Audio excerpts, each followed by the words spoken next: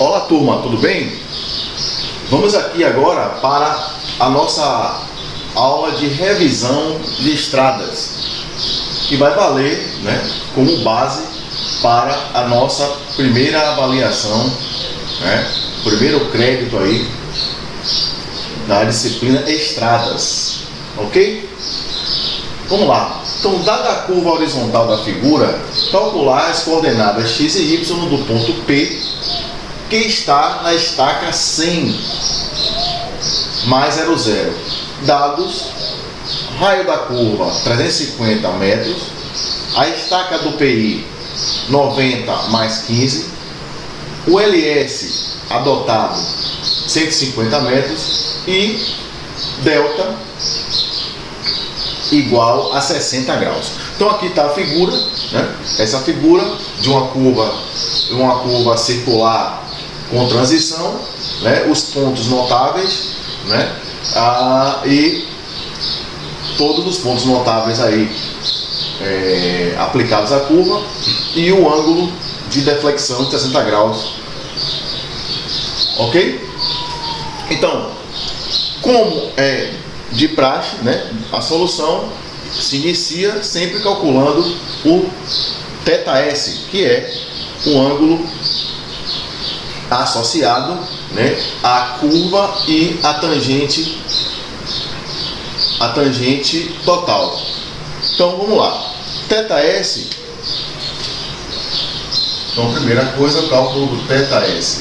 θS, a gente já sabe que é o LS dividido por 2 vezes o raio da curva. Ora, LS foi dado, 150, dividido por 2 vezes o valor do raio. O raio 350. Ok?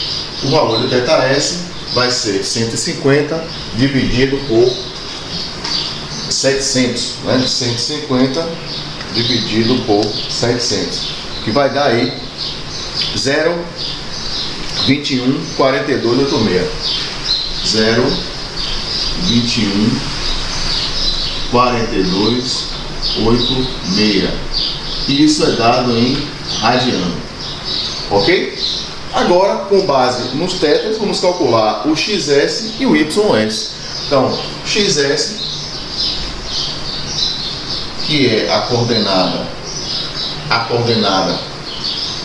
da tangente total, vai ser o LS, que multiplica 1 menos θS ao quadrado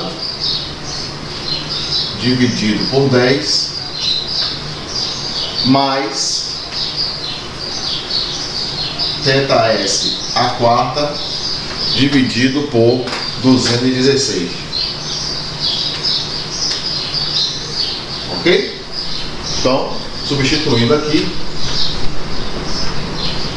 LS 150 vezes 1 menos 0,21428, 0,21428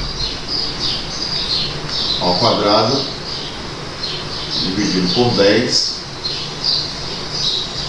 mais 0,214286 à quarta dividido por 216.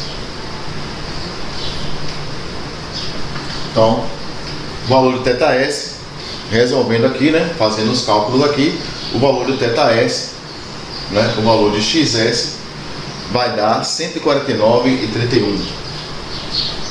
149,31 metros. YS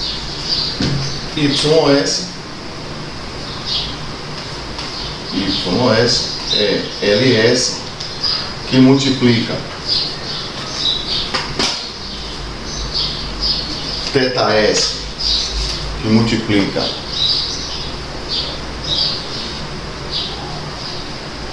θS dividido por 3, mais ou menos θs elevado à terceira dividido por 42,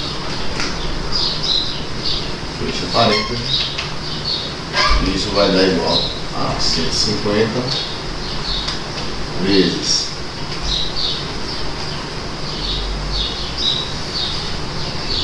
0,214286 dividido por 3 menos 0,214286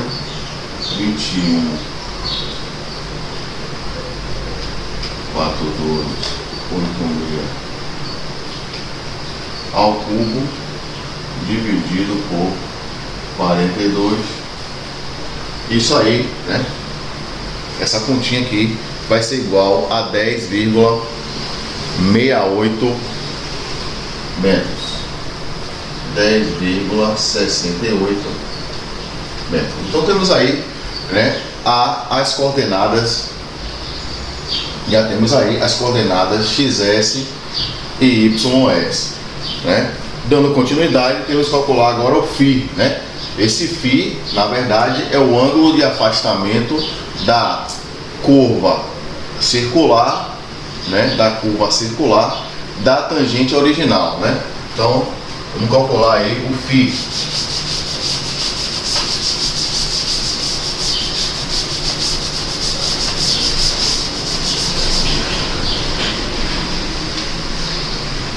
O φ, a gente já sabe que é igual a delta menos 2 vezes o valor de θs, né?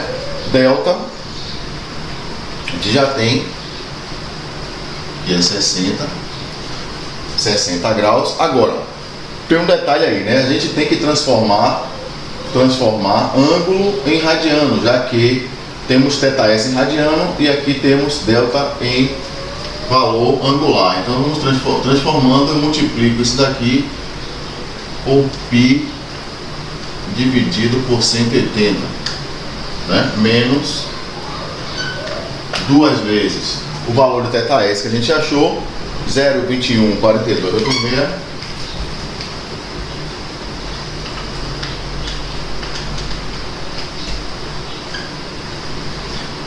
4286, certo? Então o valor de φ achado aí, fazendo esses cálculos aqui, né, transformando para radiano, menos 2 vezes esse valor, vai ser 0,618626.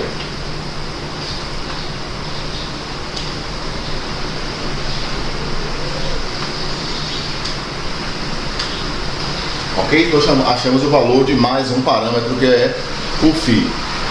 Vamos agora calcular o valor do desenvolvimento D. O desenvolvimento D é dado pelo raio da curva vezes o φ que a gente acabou de achar, certo? Vezes o φ em radiano. O raio da curva, 350 vezes 0,618626. 350 vezes esse valor, 0,618626, vai dar 216,52.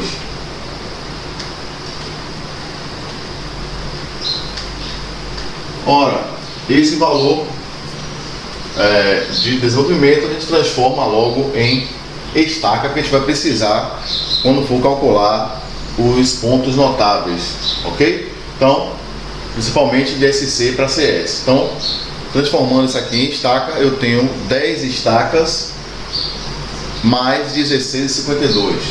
Então, eu tenho 10 estacas mais 16,52.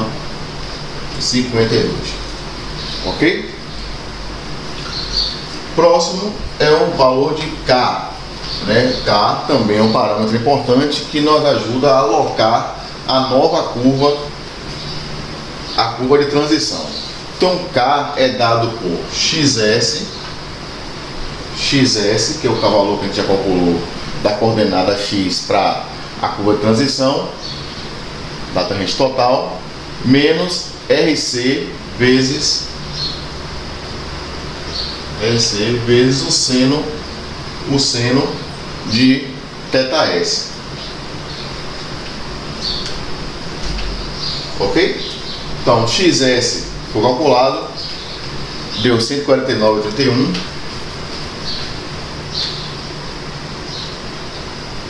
Menos RC, que é o raio associado, vezes o seno de θS. Só que agora vamos fazer o inverso, né?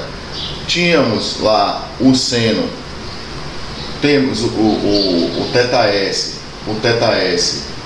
em radiano, vamos transformar de novo para ângulo, para poder a gente faz a mesma situação, agora o inverso, né? Transforma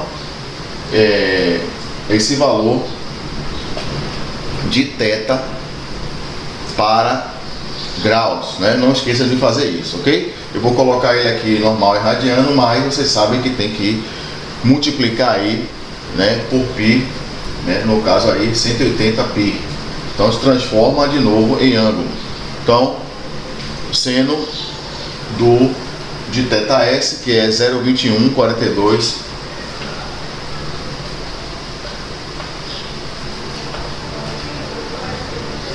Ok? Então um detalhe importante aí que vocês não podem deixar de esquecer, né? Transformar radiano em ângulo.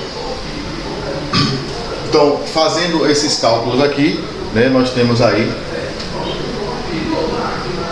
149,31 vezes o seno de 0,214286 transformado em ângulo, né? E vamos ter o valor de K 74,89. Okay?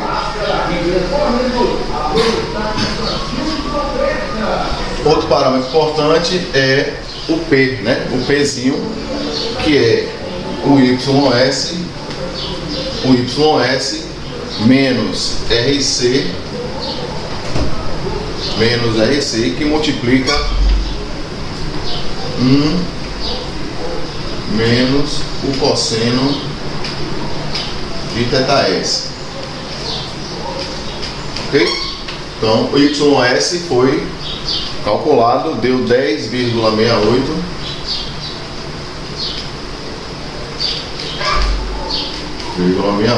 menos 350, que multiplica 1 menos o cosseno de θS. Mais uma vez, não esquecer de transformar para ângulo. Então eu tenho aqui, né, fazendo os cálculos aí, 350, 10,68 menos 350 vezes 1 menos o cosseno de, vai dar 2,674 metros, ok? E por fim, né, aonde a gente queria chegar, reunindo aí todos esses parâmetros, vamos calcular a tangente total. A tangente total, eles sabem que é essa tangente aqui, né? A tangente total, que vai de TS ao PI. A tangente total é K, é o valor de K calculado, mais RC RC mais P, entre parênteses, vezes a tangente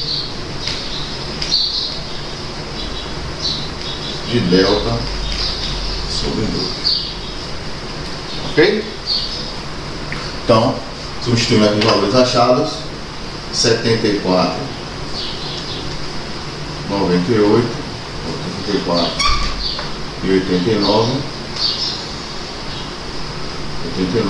mais 350 mais P 2,674 vezes a tangente de 60 dividido por 2. Ok? Então a tangente total, né, calculando a tangente total, vai dar 74,89 mais 350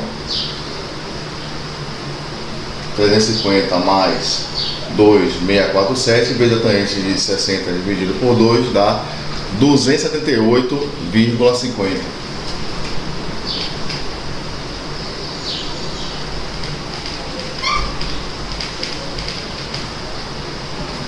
Que a gente automaticamente, como a gente vai usar mais na frente, precisa transformar em estaca. Vai dar 13 estacas mais 18, 13 estacas mais 18,50.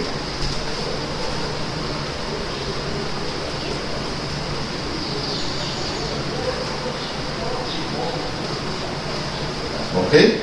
Então, chegamos aí ao valor, né? Para a gente aplicar agora no resumo das estacas dos pontos notáveis, ok? Então vamos lá, as estacas dos pontos notáveis. Então as estacas dos pontos notáveis,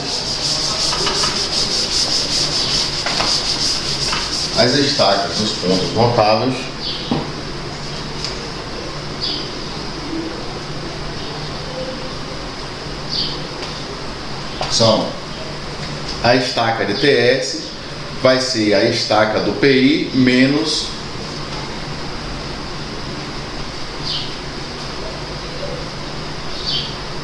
a tangente total, certo? A estaca do SC,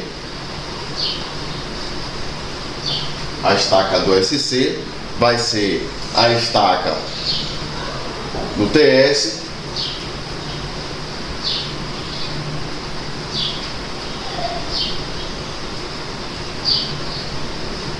mais o LS calculado, adotado, certo? A estaca de CS vai ser a estaca do SC mais o D, né? Mais o D do movimento. E por último, a estaca do ST vai ser igual à estaca do CS mais o LS.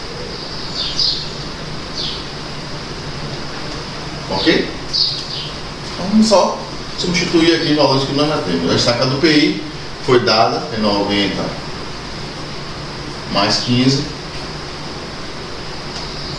90 mais 15, menos a tangente total que nós calculamos, transformando em estaca, que é 13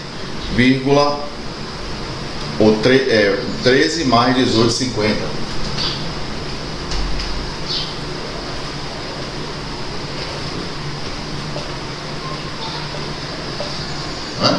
Então, a estaca do TS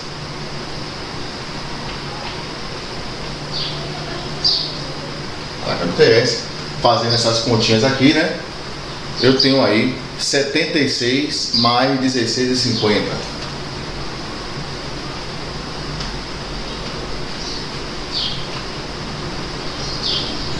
Mais 16,50. Então, achamos a primeira estaca do ponto notável. A estaca SC, eu vou apagar aqui e depois eu faço essa. A estaca do SC é igual à estaca do TS, que acabou de calcular, 76 mais 16 e 50, mais o LS adotado. O LS adotado, transformando em estaca, eu vou ter aí 7 estacas mais 10, né? 7 estacas, 140, mais 10, 150. Então, a estaca do SC, a estaca do SC vai ser igual a soma desses dois aqui, né? Somando aqui, eu vou ter 84 estaca mais 6,50.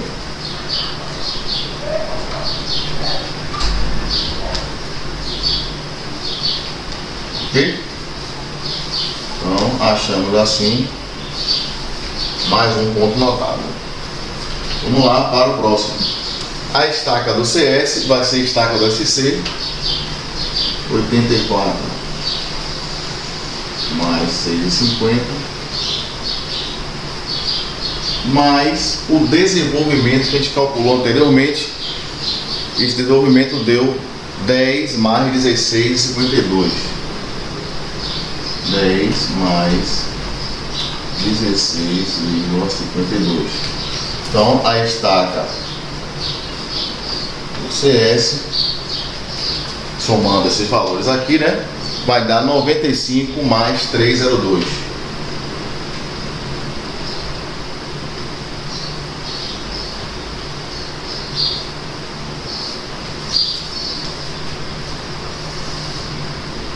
Ok? E por fim, né, eu vou buscar aqui um cantinho aqui, né, para calcular a estaca. Vou ver se eu consigo fazer ele aqui, ó. A estaca de ST, que vai ser igual à estaca do CS mais LS. Então, a estaca ST, a estaca do ST vai ser igual à estaca do CS, 95 mais 302, mais o LS, 7 mais 10.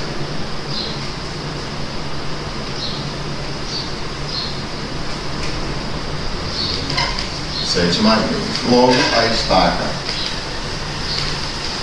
do ST, né, somando esses dois valores, vai dar aí 102 mais 302.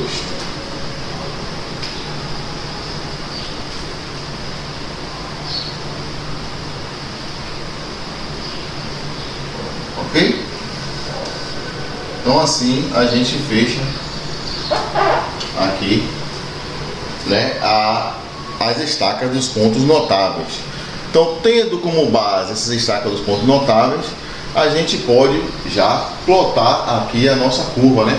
Colocar esses valores que nós achamos de estaca de pontos notáveis nas respectivas curvas e achar, né, as coordenadas x e y para o ponto P, ok? Esse ponto P está na estaca 100, né? Então, como temos aqui, ele está na estaca 100, né? A estaca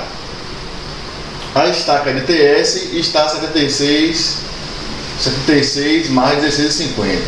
A estaca do SC está em 84 mais 6,50. A estaca do CS está 95 mais 302. E a estaca final, a do ST, está a 103 mais 302. Então, como essa estaca do P está a 100, o P está na estaca 100, né? Ele vai estar entre CS e ST, né? Como CS é 95, CS é 95 mais 302 mais 302. A estaca do ponto P, né? O ponto P vai estar aqui aproximadamente, né, a 4 metros da estaca do CS, ok? Então, aqui está o ponto P na estaca 100 mais 00. Ora, agora que sabemos que ele está localizado aí, né, basta que a gente interpole, né, e busque aqui as suas coordenadas x e y para esse ponto P. Vamos lá? Então, o procedimento é similar ao que fizemos anteriormente, né? Sempre começa pelo θs. Para eu localizar ele, eu preciso saber em que distância angular ele está, né? Então, a distância angular dele, primeiro, nós vamos ver qual é o comprimento dele em relação, né, a essa distância que ele está em relação ao ST, certo? Então eu vou pegar a estaca do ST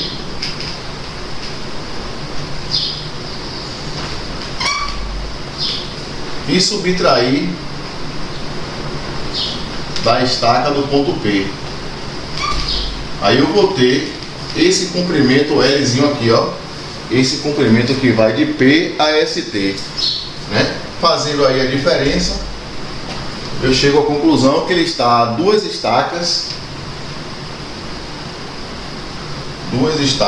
mais 13,02.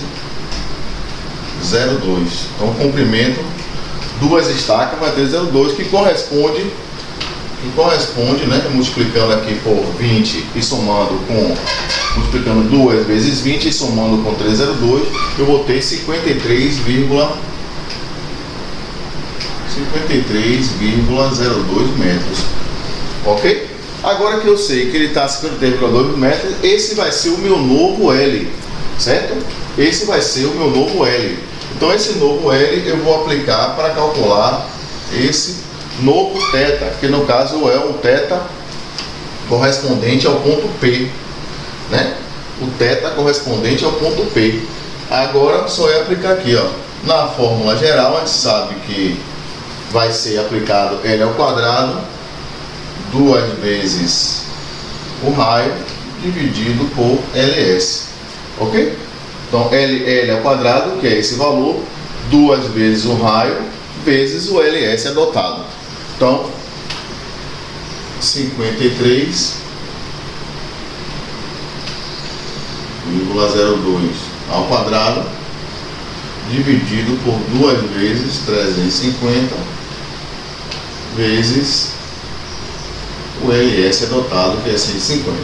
Então, fazendo essas continhas aqui, certo? Eu vou achar aí 0,026773. Então, 0,26773 radiano. Ok?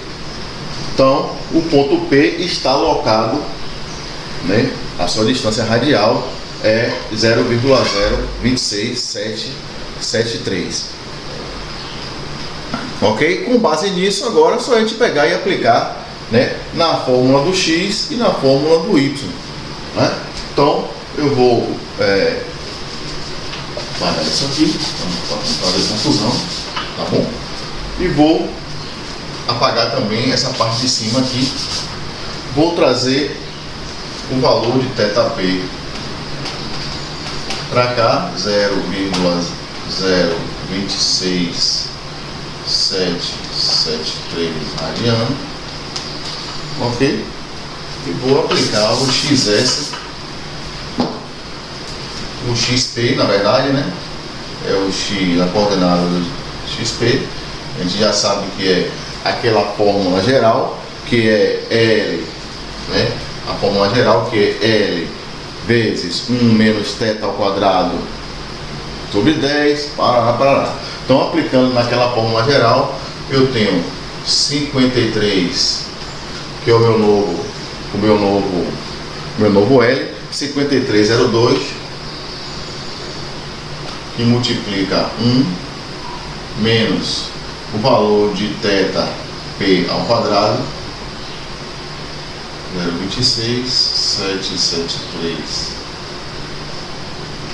ao quadrado, dividido por 10, mais θ à quarta, 0,026773 à quarta, dividido por 216. Fecha parênteses. Ok? Então, fazendo esses cálculos aí, a minha coordenada de x para P, o ponto P, vai dar 53,02, né? Aproximadamente, né? Porque esse valor é muito pequeno. Esse valor aqui, por ser muito pequeno, observe que é um valor, né, milesimal, né? Centesimal aqui, né?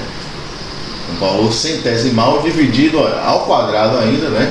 Que vai tornar ele um valor ainda menor. Então essa conta, esse produto por essa parcela vai dar aproximadamente o mesmo valor, 53,02. Obviamente, e se a gente determinar mais casas decimais aqui, né, vamos ter um resultado mais aproximado. Porém, né, a nível de marcação topográfica em campo, né, o valor aqui já é suficiente. E a coordenada de YP vai ser 53,02, que multiplica o θ 0,02673, né, que multiplica o θ dividido por 3 menos o mesmo valor de θ ao cubo dividido por 42.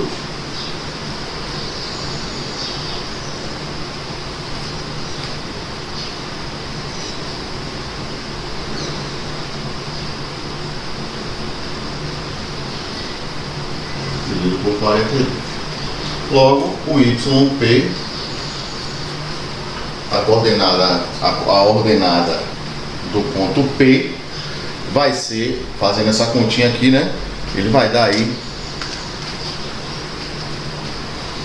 né, 53,02 vezes 0,02 mais 0,026,733 ao cubo dividido por 42 igual a 0,47 metros.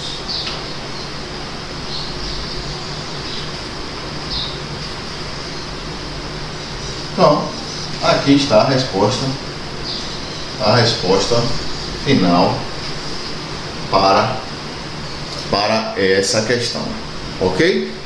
É claro, pessoal, que na avaliação, o que é que eu vou fazer, né? Vocês vão pegar os valores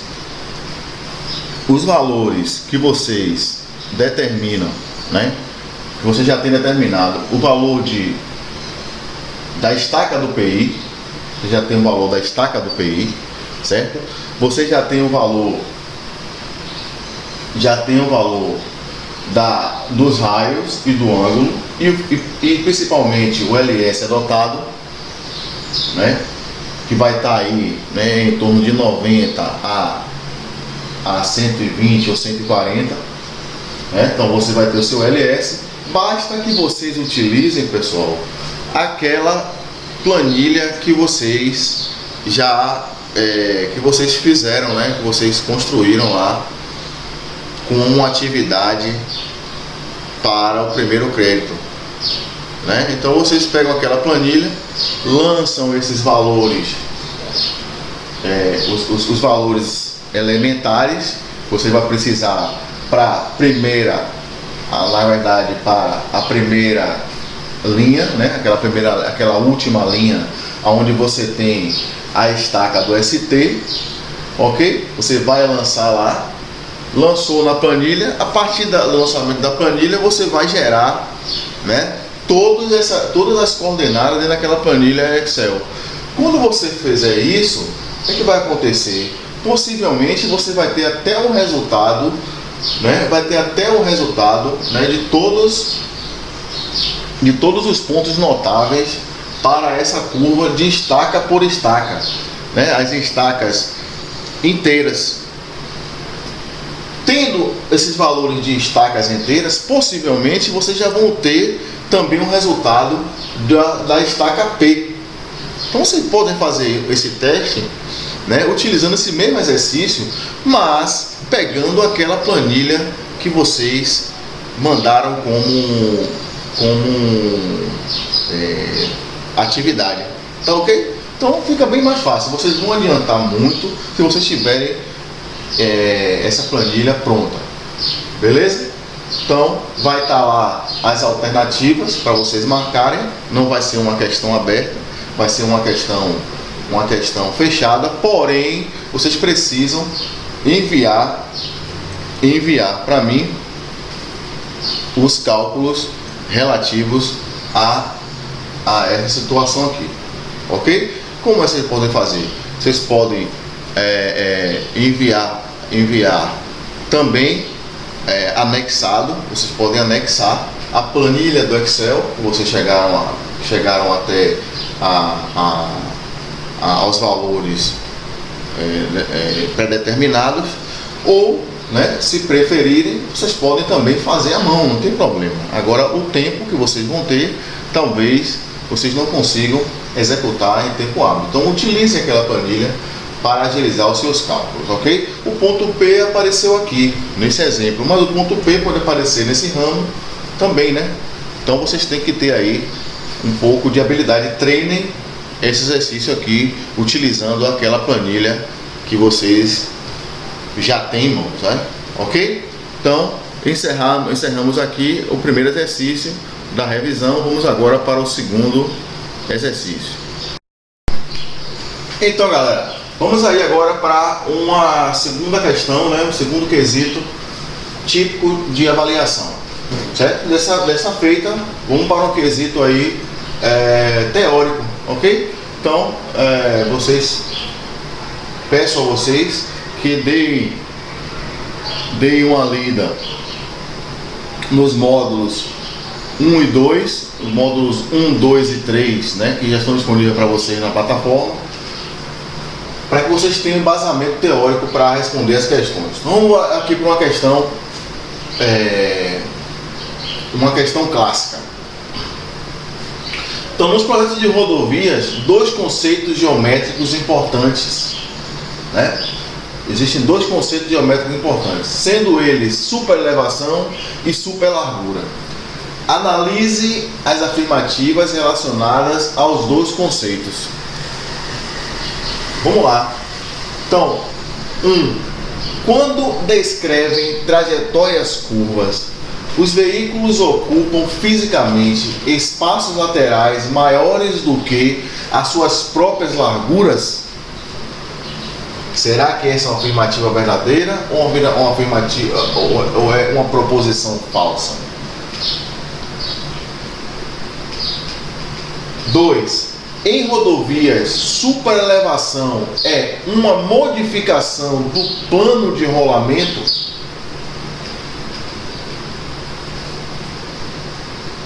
3. Na superelevação, como a componente do peso do veículo normal ao plano de rolamento diminui, há redução da força de atrito. Será que é uma proposição verdadeira ou falsa? Então aqui eu tenho as 5 alternativas para vocês escolherem uma, né? Na alternativa A diz que apenas a primeira é correta. Na alternativa B diz que a primeira e a terceira são afirmativas corretas. Na letra C diz que apenas a terceira é a afirmativa correta. Na letra D diz que a primeira e a segunda são afirmativas corretas. E na letra E diz que a primeira, a segunda e a terceira são as alternativas corretas. Então vamos analisar aqui, né? A primeira diz que os veículos ocupam fisicamente espaços laterais maiores do que as suas próprias larguras quando entram na curva. Aí eu preciso que vocês deem uma lida, né, no módulo 3, que fala sobre superelevação e superlargura. E aí vocês vão tirar essa dúvida. Mas, de antemão, a gente já percebe que essa questão é uma questão, essa proposição é uma proposição verdadeira. Porque a gente observa, né, que nas curvas, os veículos, ao entrarem nas curvas, principalmente os veículos longos, eles precisam ter aí, né, isso relacionado à superlargura, né? Eles precisam ter espaço para manter esse raio de giro deles, né?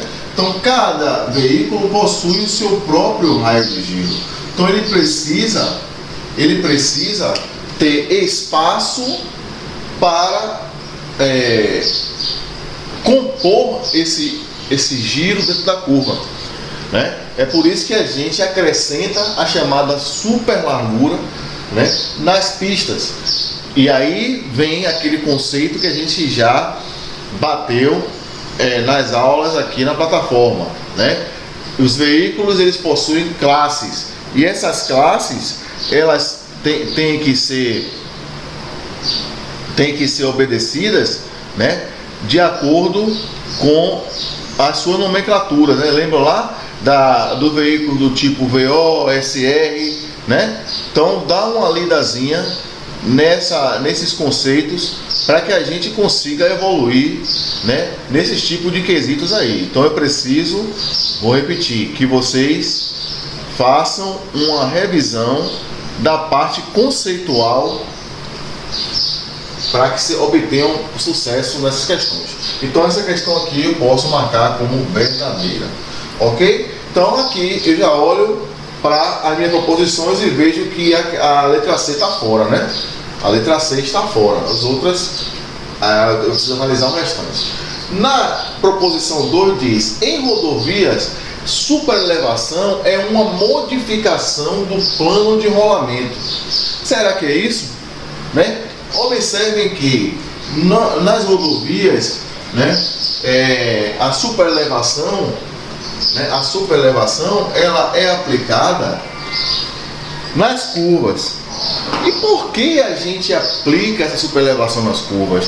Né? Aí vem o conceito, né, que nós já estudamos, né, e já comentamos sobre esse conceito, que na superelevação,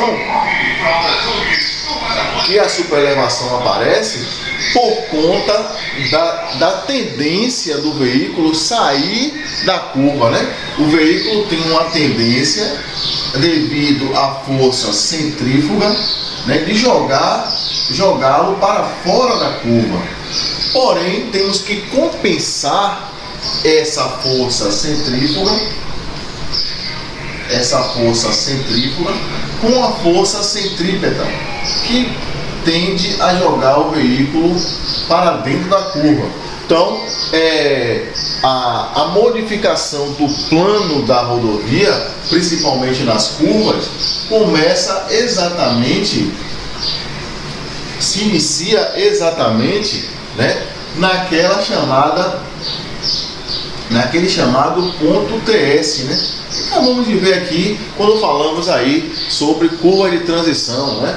Quando falamos sobre transição, falamos sobre o TS, né? Então, quando a gente inicia o TS, a partir desse plano, né, a partir de determinado plano, a curva que se inicia, e a gente começa a ter a chamada superelevação nos pontos.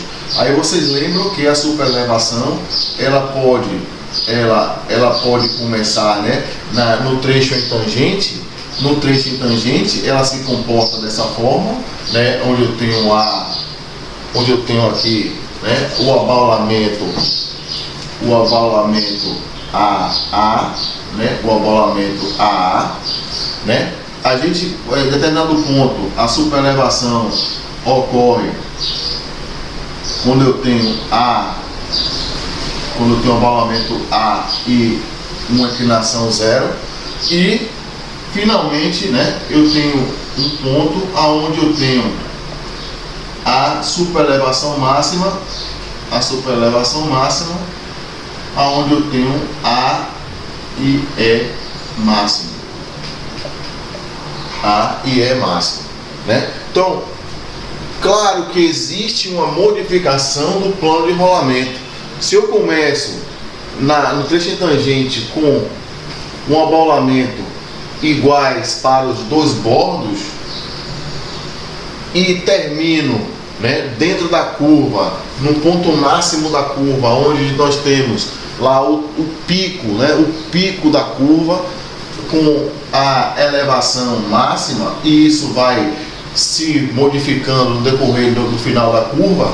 Claro que existe uma modificação do plano de rolamento. Então essa proposição aqui, ela é verdadeira, ok? Então já eliminamos aí também a letra A, a letra B, né? A letra A, a letra B e a letra C. Ficamos agora aí por eliminação com a letra D e a letra E. Vamos ver o que diz a proposição número 3.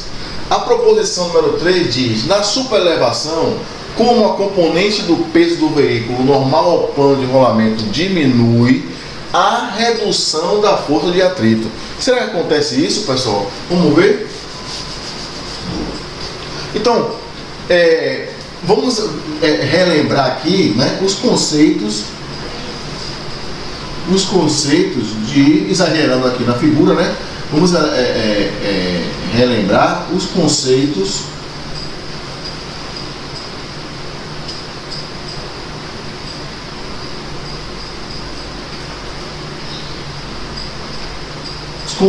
lá da física clássica de Newton, né?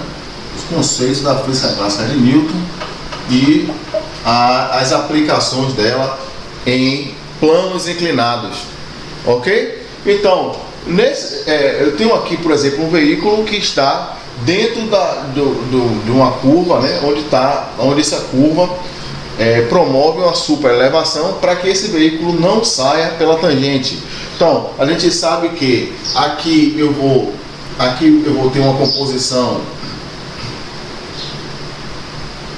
a composição da força centrífuga,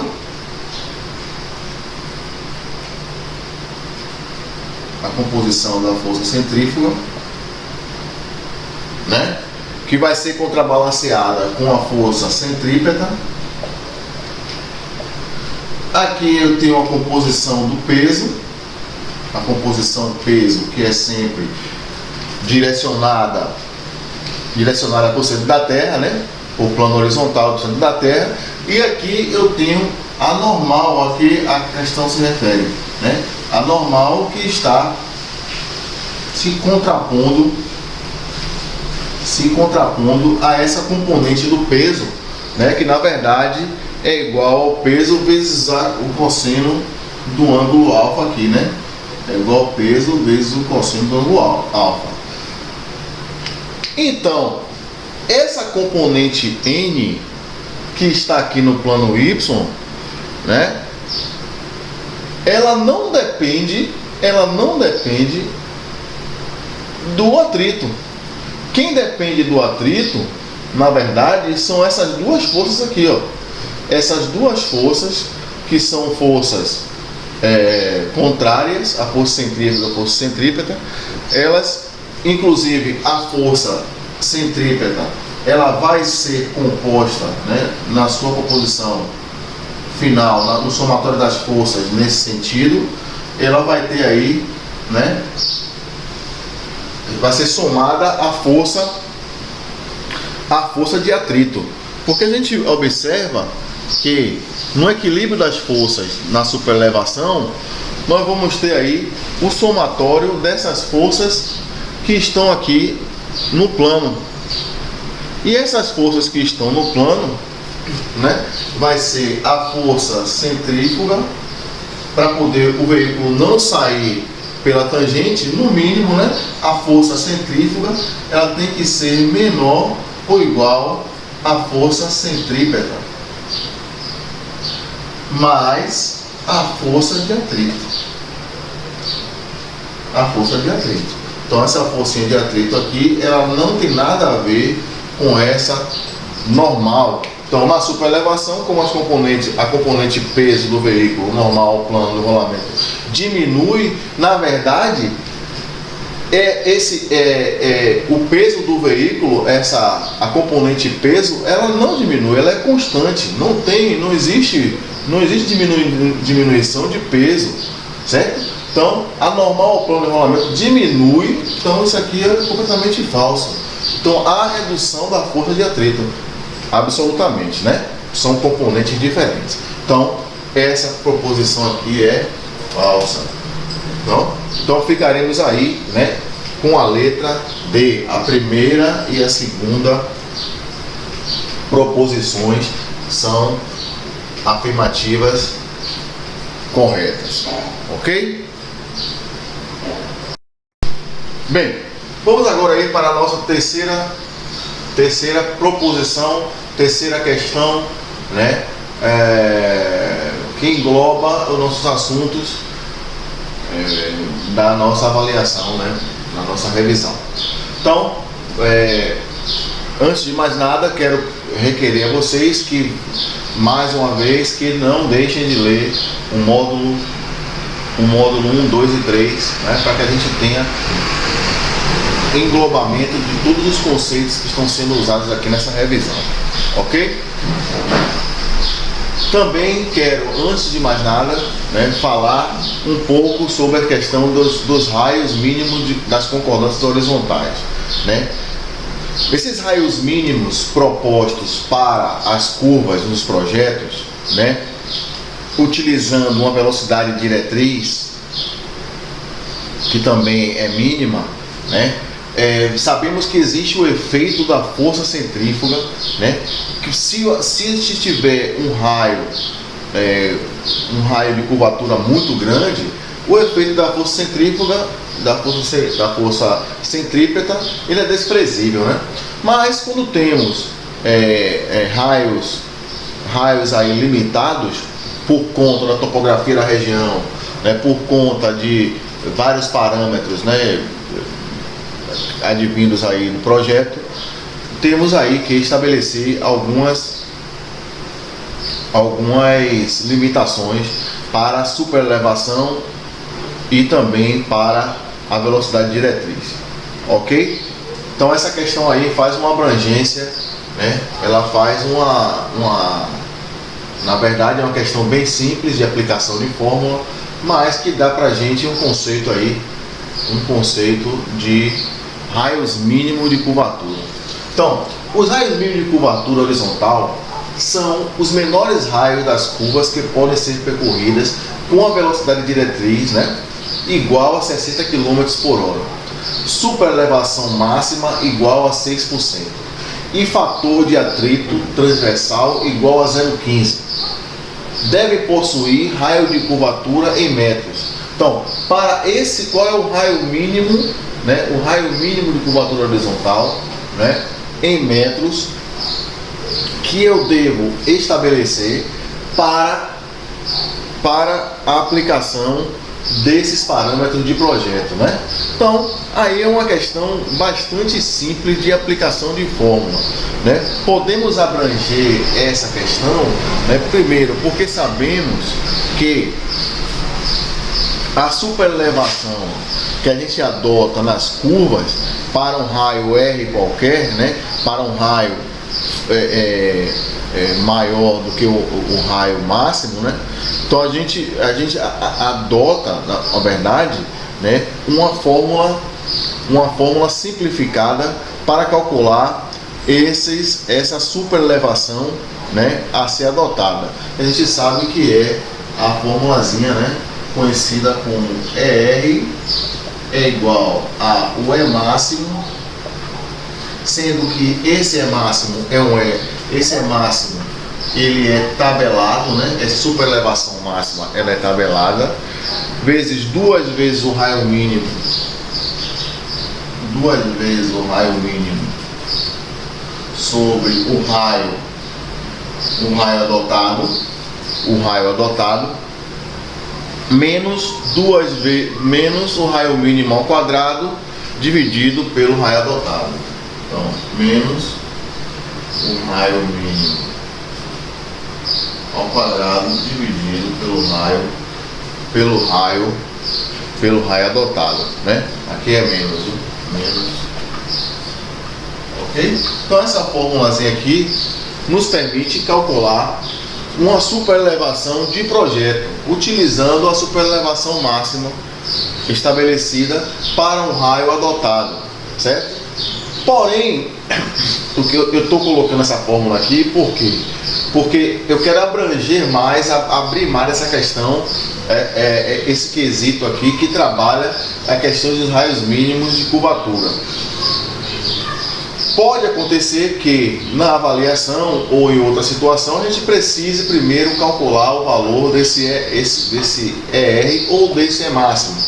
Nessa situação da questão, o E máximo, a superelevação máxima, ela já foi dada e é igual a 6%. Né? Então a gente não precisa utilizar nenhum recurso desse para estar achando um raio mínimo, ok? Mas fiquem atentos que possa ser que na avaliação possa cair algo que você precise aplicar essa superelevação, tá certo? E que é a superelevação a adotar na curva para um raio R. Com base nisso, nós vamos aí, né, aplicar a fórmula direta para o raio mínimo. O raio mínimo de curvatura, ele é dado pela divisão entre a velocidade ao quadrado dividido por 127, um valor constante, que multiplica a superelevação máxima mais o coeficiente de atrito. O coeficiente de atrito foi dado aqui, eu posso chamar de F, coeficiente de atrito máximo,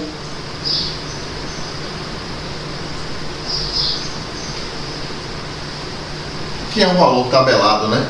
E esse coeficiente de atrito máximo a gente sabe que depende aí do material que está sendo empregado. Então é bom até a gente falar um pouco mais sobre a questão do coeficiente de atrito, porque esse coeficiente de atrito depende muito do material. Inclusive está lá na apostila, né? No módulo 3, fala um pouco sobre esse coeficiente de atrito. O coeficiente de atrito, né, ele depende do material. Se o material for de revestimento betuminoso com granulometria aberta, né, ele possui aí uma característica. Se for revestimento betuminoso de alta qualidade, ou se for um pavimento de concreto, cada material vai possuir aí um coeficiente de atrito e é o valor tabelado, beleza? Nesse caso, nessa questão, os valores já estão aqui, ok? Então estou abrangendo o papo porque a gente pode aí efetivamente estar tendo que consultar a tabela para descobrir quem é esse coeficiente de atrito ou calcular esse E máximo. Então, na aplicação direta da fórmula, R mínimo vai ser a velocidade dada ao quadrado, a velocidade de projeto, também chamada de velocidade de diretriz, né? Velocidade de projeto ou velocidade de diretriz, 60 ao quadrado, dividido por 127 vezes. O E máximo foi dado, só que foi dado em porcentagem, tem que transformar ele em número decimal, 0,06 mais 0,15. Tá certo? Fazendo essas continhas aí, né? 60 ao quadrado dividido por esse produto aqui, né? Vai dar 134,98 metros, né? Então meu raio mínimo de curvatura para essa situação é 134 0,98. Aí analisando as proposições aqui, né, diz que vai a letra A entre 100 e 120, não, está fora, né? Igual a 360, não, está fora, né? Superior a 130, ok, vamos analisar o restante. Entre 48 e 100 também está fora, inferior a 48 também não é. Então, aqui a proposição verdadeira é a letra C. Ok, galera? Fechado aí? Ainda reitero, preciso que vocês façam uma tomada geral na teoria sobre esse assunto também. Vamos partir aí para a próxima. Ok, então agora vamos aqui mais uma aplicação de uma questão, né, que vai compor aí possivelmente a avaliação. Então, considere os dados abaixo sobre uma antiga estrada secundária que passou atualmente por um considerado aumento de tráfego. Dados: velocidade diretriz 72 km por hora, curva fechada e sem superelevação de raio 100 metros, aceleração da gravidade 10 metros por segundo ao quadrado, coeficiente de atrito 0,16 e superelevação máxima recomendável de 12%. Olha só, abrangendo mais essa questão, né? Sabemos que temos aí, né, uma situação em que temos que analisar, né, e calcular para saber o seguinte: a superelevação máxima recomendável é de 12%.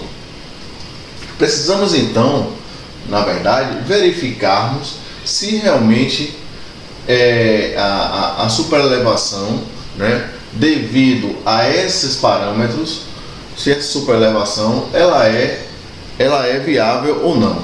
Se a superelevação que a gente calcular, máxima que a gente calcular, for menor ou igual a 12%, ok, tranquilo, o projeto passa.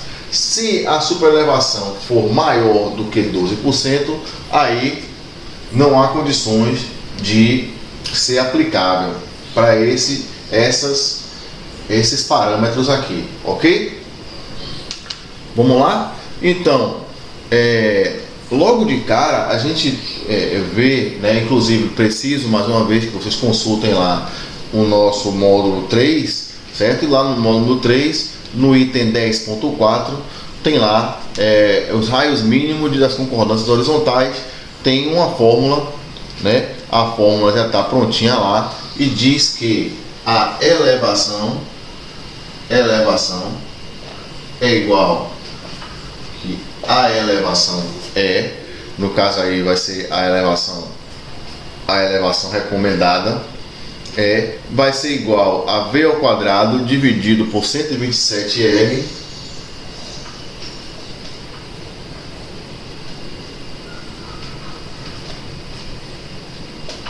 menos F.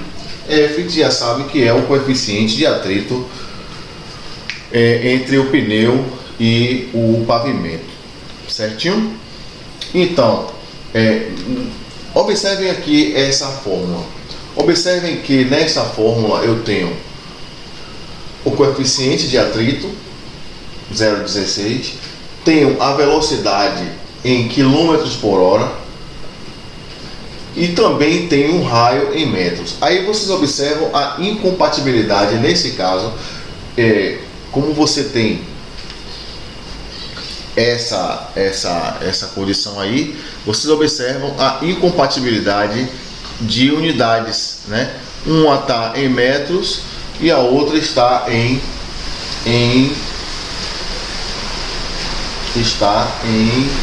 quilômetros por hora, né? Então eu preciso automaticamente aqui, ó, transformar essa velocidade diretriz em metros por segundo. Como é que eu faço? Eu divido, né, lá no aprendizado que nós tivemos lá em física, né, a física clássica, para a gente transformar quilômetros por hora para metro por segundo, a gente divide o valor que nós temos por 3,6. Então, 72 km por hora dividido por 3,6 vai dar 20 metros por segundo. Ok? Então, temos essa fórmula clássica, mas temos um outro parâmetro que está sendo confeccionado aqui. Esse parâmetro, na verdade, é a gravidade, certo? E no nosso apontamento, né, ele já aparece esse valor de 127. Esse 127, na verdade, ele aparece de uma integração que é feita entre as componentes da força centrífuga e a força centrípeta. Então, analisando novamente essa fórmula, né, o interessante é que a gente aplique uma fórmula mais próxima do que nós estamos analisando agora. E essa fórmula, apenas vamos substituir aqui o valor de 127, vamos retirar esse valor 127, que é uma constante, e vamos aplicar uma outra constante, que é a constante gravitacional aí, né, que foi dada.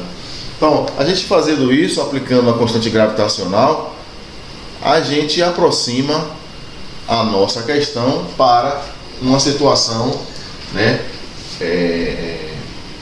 mais real do que nós temos aqui. Então, vamos fazer esse cálculo agora. Então, é igual a V, transformando em metros por segundo, 20 ao quadrado, dividido por 10 vezes o raio, né? Esse raio, no caso, é o raio dado aqui, ó. O raio dado para a nossa curva de 100 metros, né? V menos o F. O F é 0,16. Ok? Então, fazendo esses cálculos aí, né? 20 ao quadrado. 20 ao quadrado. 20 ao quadrado dividido por 10 vezes 100. Isso vai dar aí 0,40. Essa ponta aqui dá 0,40.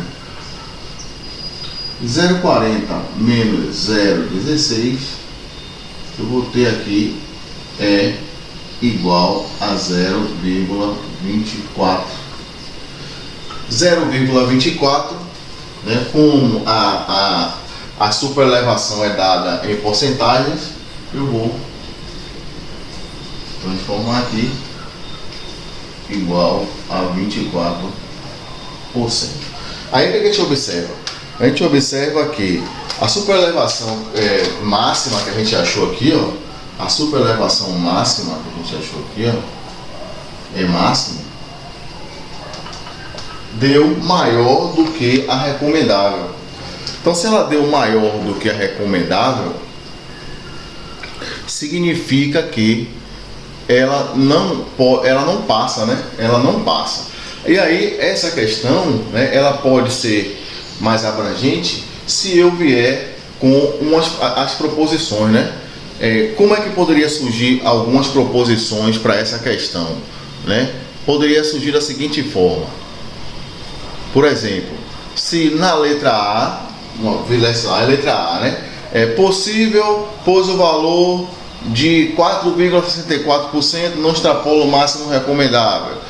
Está errado, né? É impossível, pois o valor de 40% extrapola o máximo recomendável. E vem lá também uma alternativa, o ABCDE, dizendo, né, impossível, pois o valor de 24% extrapola o máximo recomendável. Aí você teria lá uma alternativa a marcar, né? Das 5, né? A, B, C, D, E, né? Você marcaria uma delas se viesse essa proposição. Impossível, pois o valor de 24% extrapola o máximo recomendável. Então, essa é uma questãozinha simples, né? mas que a gente tem que ficar atento a essa condiçãozinha aqui, né? Se a gente aplicar essa fórmula aqui, a gente está admitindo, né, que a nossa constante é 127, né, diante daqueles outros parâmetros. Se a gente aplicar essa daqui, né, a gente aplica essa quando a gente utiliza a velocidade em quilômetros por hora, certo? Porém, nessa condição está sendo imposto que a gente utilize a gravidade. Então, se a gente utiliza a gravidade, a gente tem que utilizar essa fórmula de baixo aqui. Ok, pessoal? Então, fechamos aí mais uma questão. Um exemplo clássico aí, né, de superelevação, né, e como se comporta o eixo e os bordos internos e externos para cada situação a seguir, ok? Então são vários os processos que podem ser utilizados para a distribuição da superelevação. O giro em torno do eixo da pista, que é este caso aqui, né? O giro em torno do bordo interno da pista, que é este caso, e o giro em torno do bordo externo da pista, que é este caso. Mostrando para vocês aí que o traço em vermelho, né, corresponde à pista, né? Corresponde à pista. Esse traço em preto representando aí, né, a pista no eixo tangente, né? No eixo tangente ela sempre vai aparecer assim. Na curva ela vai se comportar desse jeito se for o giro em relação ao eixo, se for o giro em relação ao bordo interno e se for o giro em relação ao bordo externo. Então cada processo deve ser desenvolvido de modo a assegurar conforto ao usuário. Assim podemos afirmar que, então assim, vamos analisar as três situações possíveis, né? Então, na primeira situação, onde eu tenho o giro em torno do eixo da pista, quando é que isso é recomendado, né? Então, por exemplo, né, recomenda-se esse tipo de situação, né, quando a gente quer uma variação altimétrica bem distribuída, ou seja, a cota que eu vou elevar desse bordo, a cota que eu vou elevar para esse bordo, eu vou abaixar para esse bordo, né? E isso geralmente acontece, né? Isso geralmente é o que acontece nas nossas rodovias, né?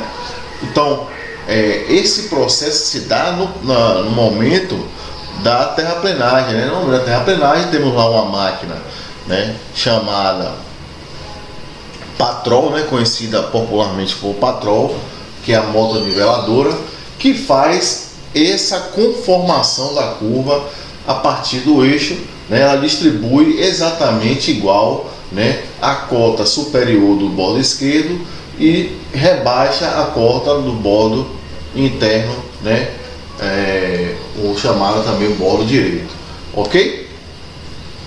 Certo? Então, quando é que a gente aplica essa situação, né? Quando o giro em torno da pista oferece melhores condições, né? Assim, desde quando as variações altimétricas sejam distribuídas de forma assimétrica. Então, nessa situação aqui, a variação de cota positiva e cota negativa, elas são iguais, né? Tudo isso girando em torno do eixo. Na segunda situação, o giro em torno do bordo interno, o bordo interno permanece fixo, né? O bordo interno permanece fixo e o que gira é tudo em torno desse bordo interno, né? O eixo, ele permanece, ele acompanha o giro, né? E o bordo interno fica sempre constante. Então o que vai girar é apenas um bordo, o outro bordo ele fica fixo, o bordo interno ele não gira, tudo gira em torno dele. Então o giro em torno do bordo interno, né, se justifica quando houver risco de problema de drenagem, né? Eu tenho um risco aqui, problema de drenagem para esse lado, ou seja, eu não tenho, por exemplo, né?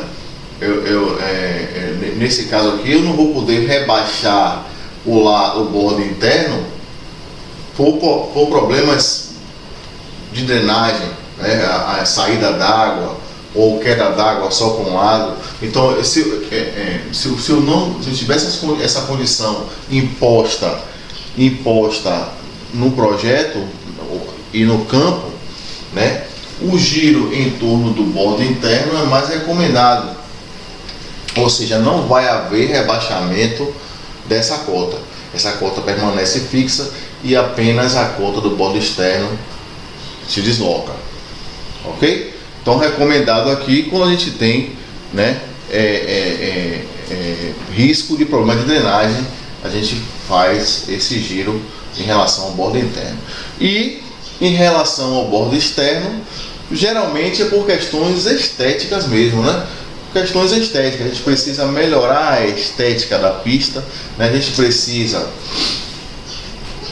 e esse giro pelo bordo externo é algo que a gente utiliza pouco nos projetos de drenagem, no projeto de superelevação, no projeto de estradas.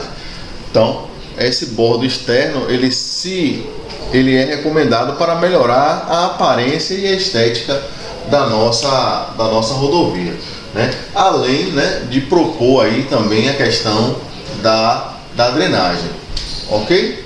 Então, esses processos de utilização do giro em relação a um ponto, né, a gente pode abranger ele da seguinte forma, né? Se a gente pode dizer que abrir aí 3 alternativas, né, e vocês estarem analisando cada situação em relação à aplicabilidade dele no projeto, ok? Bem, pessoal, estamos chegando aí, né, ao final, né, e aí vamos fechar com a questão de super largura, ok? Então, sendo dados os seguintes elementos de projeto: o raio da curva 300 metros, velocidade diretriz V igual a 90 km por hora, largura da faixa de tráfego igual a 3,50 metros, número de faixas de tráfego N igual a 4, veículo projetado com as seguintes características: largura do veículo L igual a 2,60 metros, distância entre eixos E igual a 6 metros e balanço dianteiro F igual a 1 metro. Esse balanço dianteiro é aquela distância que vai entre, como a gente falou, né, a frente do veículo e o eixo dianteiro, né, aquela distânciazinha chamada de balanço dianteiro, F, a gente aplica, né? Logo de cara a gente tem que consultar aqui, né, qual é a largura LB, para duas faixas, né? No caso, duas faixas, a largura LB mínima vai ser igual a 2 vezes 3,50, né? 3 vezes 2 vezes 3,50, logo LB igual a 7 metros, ok? Então, LB na verdade é a largura básica, né? A largura básica é de 7 metros. Ora, tendo o valor da largura básica, a gente vai lá para aquela tabela onde tem a relação entre a largura básica e aquele coeficiente longitudinal, né? Aquele GL. Então, para LB igual a 7, né? Vai-se na tabela. Então, temos uma tabela. Aí vocês têm essa tabela no módulo que fala sobre super largura, que é o módulo 3, né? Essa tabelinha você consulta lá. Para LB igual a 7, você vai achar um GL igual a 0,90. GL igual a 0,90 metros. Ok, pessoal? Então, esse é o primeiro passo que a gente tem que tomar.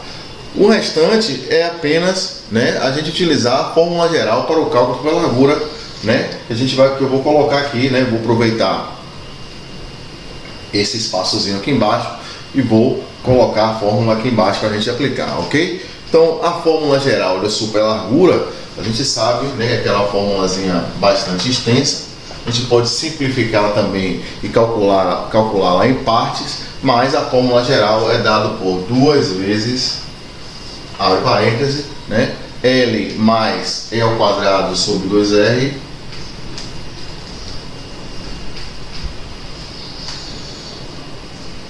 sobre 2R é isso? L mais E ao quadrado sobre 2R mais GL. Essa é a primeira parcela da nossa fórmulazinha. Se quiser fazer separado, tranquilo, né? Mas aí vem a segunda parcela, que é a parcela da raiz, né? R ao quadrado mais F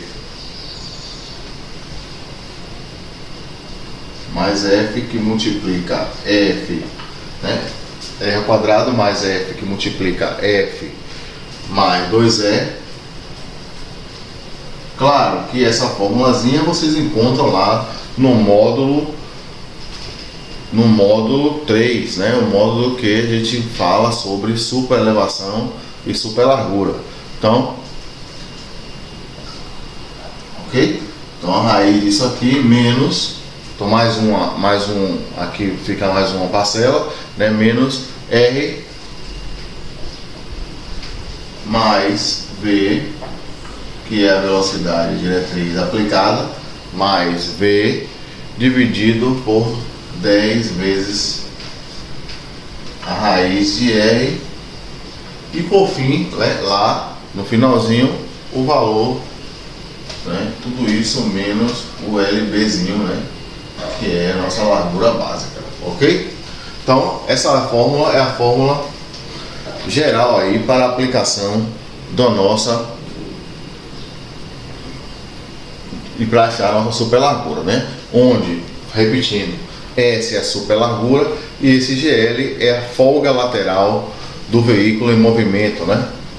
LB é a largura básica, né? E já foram definidos o valor de L, já foram definidos o valor de L, né? O valor de E, o valor de F, V e o valor de R. Então agora é só aplicar, né? Se você quiser dividir em partes, é só aplicar aí parte por parte, e aí você vai ter, né, para essa primeira situação aqui, ó, né, igual a 2 vezes o comprimento L, que no nosso caso aqui foi 2,60, mais o E, cadê o E? O E, que foi, no nosso caso aqui, 6 metros, quadrado dividido por 2 vezes o R, o nosso raio aqui, tá certo? Que foi 300, fica 300, mais GL, que a gente achou 0,90, deixa parênteses, mais a raiz de o R, 300 ao quadrado, mais o F, que é o balanço dianteiro, 1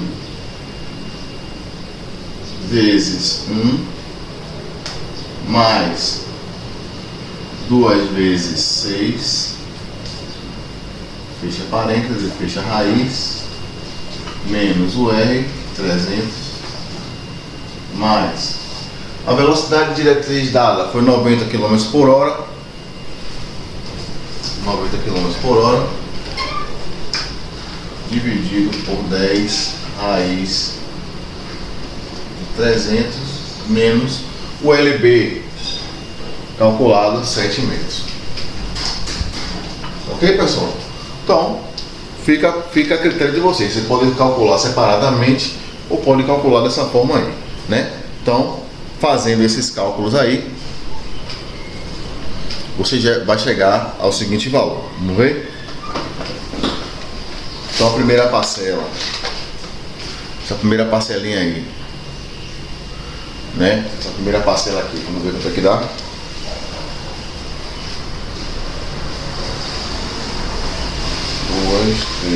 2,60 mais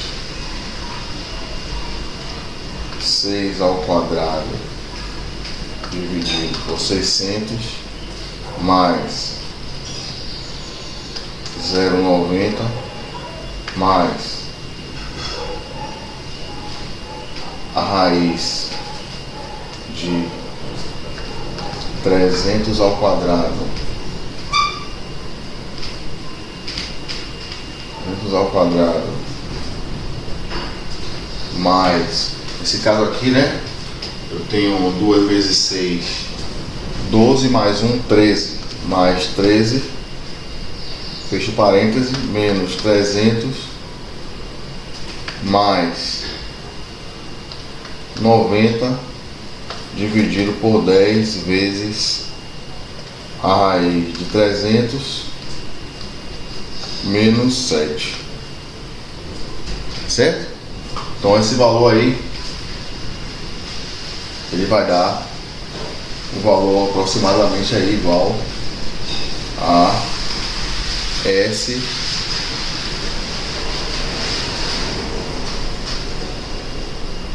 de algum erro aqui. Vamos fazer de novo, certo? Vamos fazer aqui de novo. Vamos fazer por parcela, ok? Então a primeira parcela,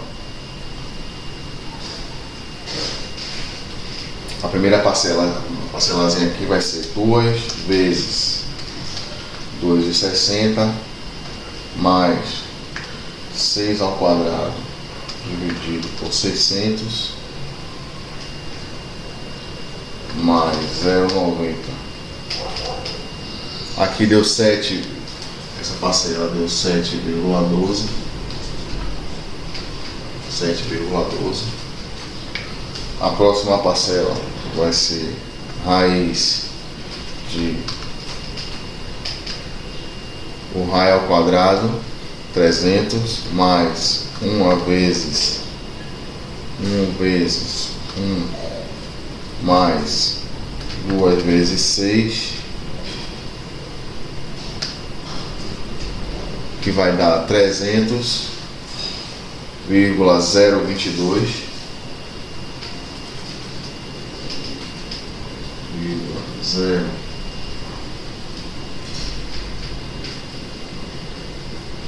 0,22, certo? E o próximo vai dar 300 mais 90 dividido por 10 vezes a raiz de 300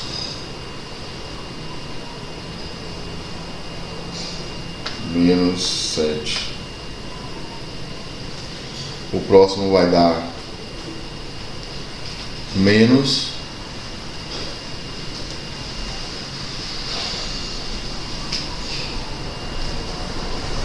vou conferir de novo aqui, 300, 900 dividido por 100. Vou fazer aqui, viu, galera? Aqui, quando faz direto assim, a gente tem que ter mais atenção. 300 mais 90 dividido por 10 vezes a raiz de 300 menos 7. Aqui deu 200 menos 200, 293,52, certo? Então, fazendo essas continhas aí, eu tenho 7,12 mais 300 mais 300, 0,22 menos 293,52, certo?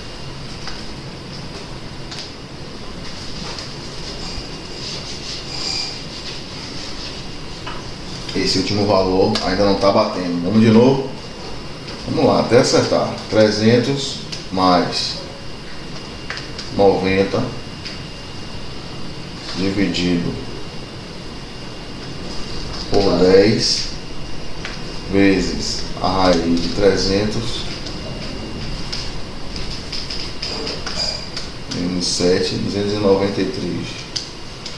300 raiz de 300 ao quadrado mais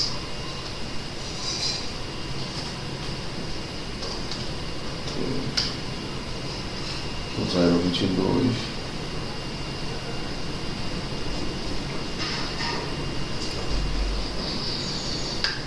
esse valor aqui ele tem que dar o valor de aproximadamente 0,70, tá certo? Então vamos ver, 300 mais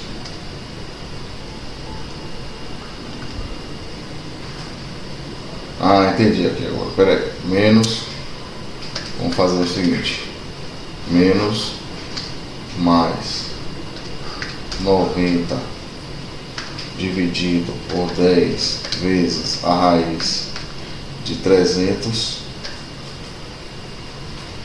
menos 7 deu menos 151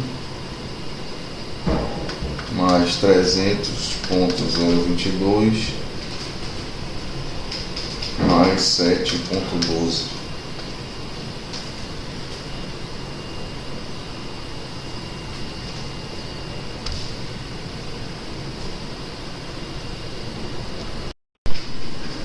Fazendo os cálculos fracionados, né? Essa fração dá 7,12, essa fração dá 300,022 e a última fração dá menos 306,48, né? Então a superelevação somando aí, fazendo essa soma aqui, né? Eu vou ter aí a superelevação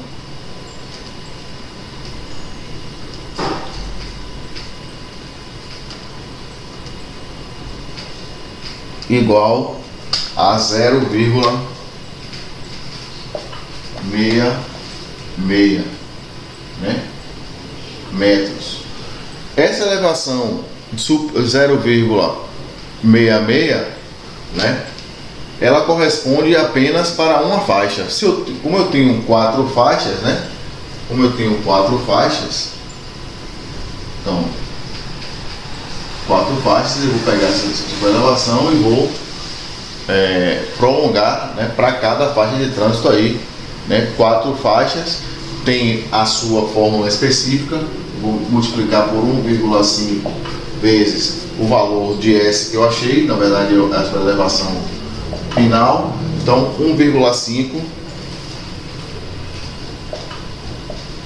vezes 0,66, eu vou ter aí, né,